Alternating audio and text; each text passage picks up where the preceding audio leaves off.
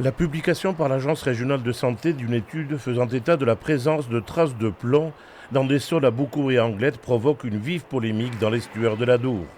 L'étude a été menée entre 2012 et 2019. L'ARS a depuis retiré cette information. Un problème de coordination de la communication en somme. Les associations environnementales qui participent à l'organe consultatif du secrétariat permanent pour la prévention des pollutions industrielles regrettent ce cafouillage. On a déjà participé à cette étude de zone en émettant nos réserves pendant tout le déroulement de l'étude.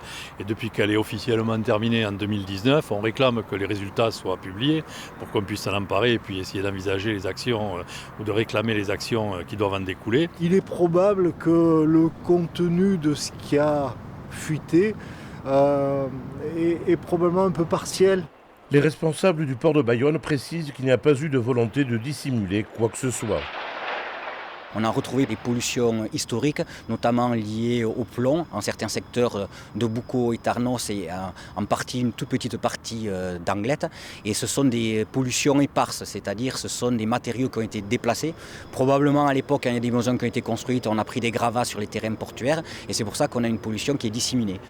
La publication officielle de cette étude des sols dans l'estuaire de l'Adour est aujourd'hui très attendue afin d'éviter de nouvelles vagues.